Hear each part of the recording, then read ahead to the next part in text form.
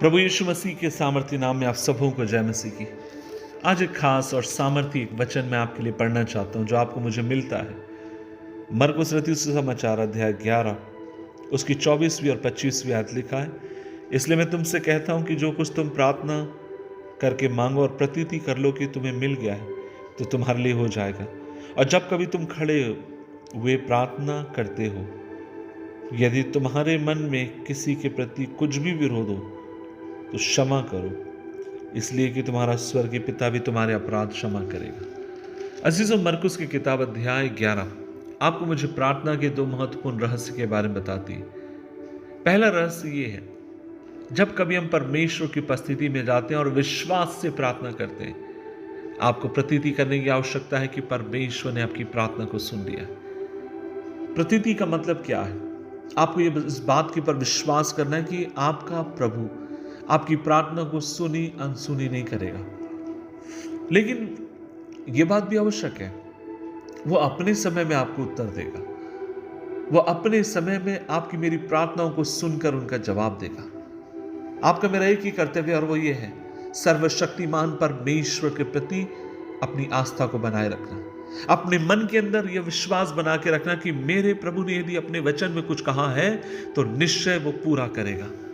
दूसरे शब्दों में मैं आपसे यह भी कहना चाहता हूं और वो ये है, जो कुछ का अर्थ यह नहीं है कि जो हमारे मन में आए हम वो मांग ले।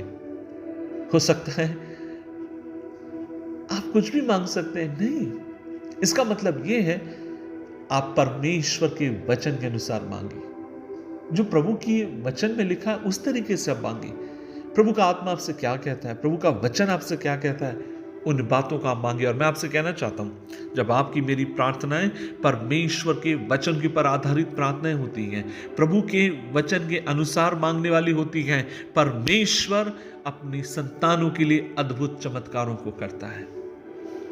दूसरा रहस्य प्रभु ने आपको मुझे सिखाया, जब तू प्रार्थना कर तो इस बात को स्मरण कर, और वो ये है, अगर तुझे याद आता है कि तुझे किसी को क्षमा करने की जरूरत है तो तू एक काम कर, और वो ये है, किसी ने तुम्हारे विरुद्ध में जो भी किया हो तुम क्या करो, क्षमा करो। इसका मतलब यह है कि प्रार्थना और क्षमा दोनों एक साथ साथ चलते हैं। प्रभु का वचन आपसे मुझसे मांग करता है, हम लोगों को क्षमा करने वाले हो, हम लोगों को माफ करने वाले हो। आप में से कुछ लोग कहेंगे, पास्टर जी मैंने क्या गलत किया है?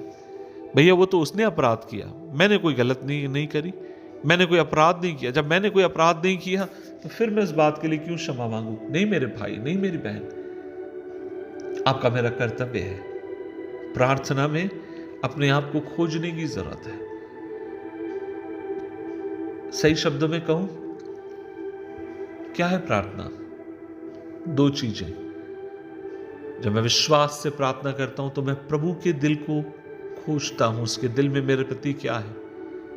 और दूसरी, जब मैं प्रार्थना करता हूं तो मैं अपने दिल को खोजता हूं, जांचता हूं कि मेरे दिल में कोई अपराध तो नहीं, कोई पाप तो नहीं।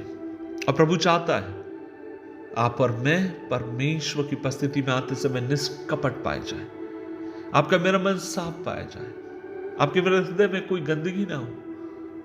हम प्रभु से माफी मांगे, प्रभु से अनुग्रह मांगे।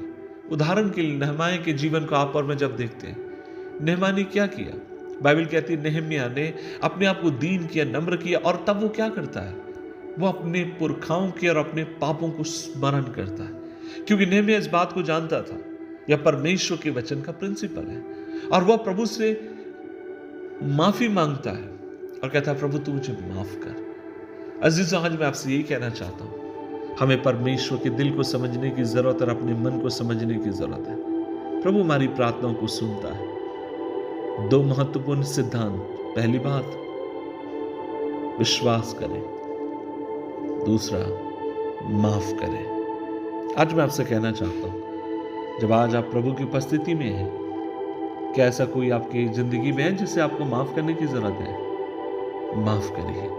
क्या कहीं पर ऐसी बात है जो प्रभु के वचन के अनुसार भी आपने मांगी हो लेकिन आप लड़खड़ा रहे हैं? और मैं आपसे कहना चाहता हूं, विश्वास करिए, परमेश्वर बदलने के लिए विश्वास योग्य है।